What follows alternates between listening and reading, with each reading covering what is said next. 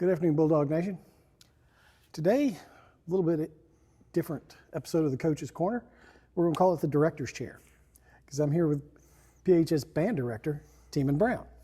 Good to be here, Mr. John. Glad to have you.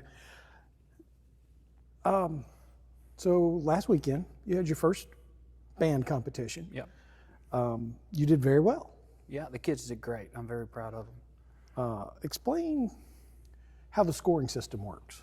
So we're mainly judged on 5 categories because we have basically 5 groups competing in one competition. You have your drum major, your majorette, your color guard, your percussion, and your band.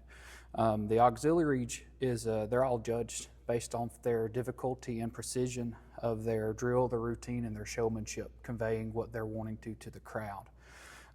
They each have one judge that judged the group to assess what they could be doing better maybe for the future, and just pointing out things that we could work on to improve our show. Then the percussion and the band, they're judged by a group of judges, judging basically musicality, which is basically just being musical and not just playing it the same way all the way through the show, making sure that we're hitting our spots, making sure that we're hitting our drill moves, making the forms, all the good stuff. We're scored out of 100. Each judge factors up their scores, and then it's averaged together for a total for the day. Okay. The way things were posted on the doghouse and the scores, 1, 2, or 3 typically is how things are presented, and then at the end you get an actual percentage of what your grade was. Yeah. How did the band do? So each group got a superior rating, which is a 1. That's the highest score that you can get as far as those ratings. Then we got best in class majorette and best in class band out of 6 groups in the 4A class, which is what our band size is a 4A.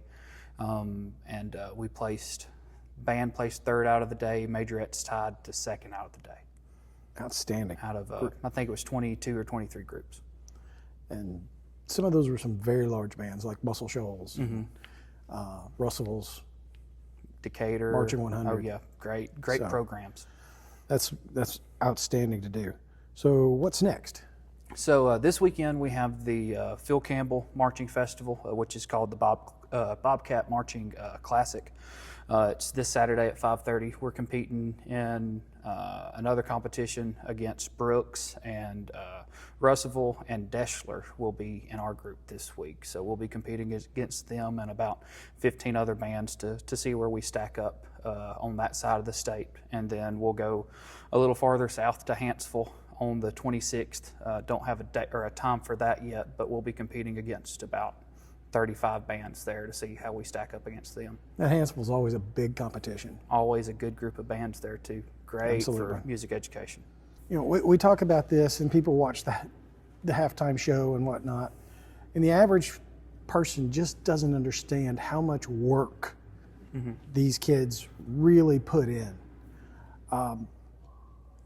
2 weeks during the summer, 3 weeks for some of them. Yep. During the summer, and then 2 hours at least every single day, sometimes 3 hours every day.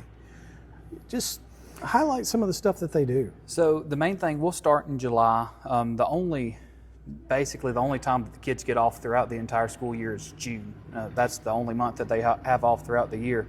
So we'll start the last 2 to 3 weeks in July. They're there 8 to 5 every single day, preparing and working on the show. Then after school, we'll do 3:15 to 5 most of the days. Some days we may go a little bit longer for sectionals just to iron out some things. Then right after marching band season, we go into Veterans Day, preparing for the Veterans Day program for the school and the city. Then into the Christmas program, then into state assessment for concert band, then the spring program, and then graduation. So the band is constantly working and practicing to get better and to show off for the school year round. So, yeah, just a bunch of hardworking kids. They really do work super hard. And they do.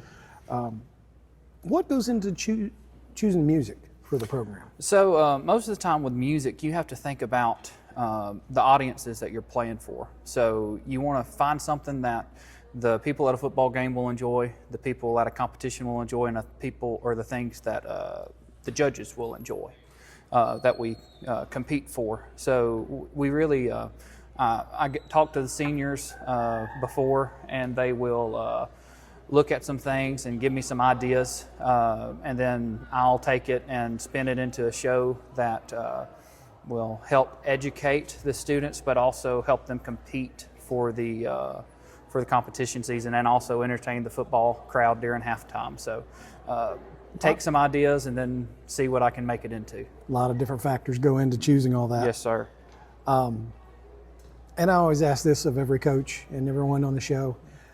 What do you want to say to Bulldog Nation? Well, first off, mainly just to thank y'all for the support. We always enjoy having a lot of people come out and support us. We always also try to support the community whenever we can with all of the city things that we go do, such as the parades for Christmas veterans and the homecoming parade. So we try to show our support back, but we thank you for your support and for your kindness throughout the years in the past.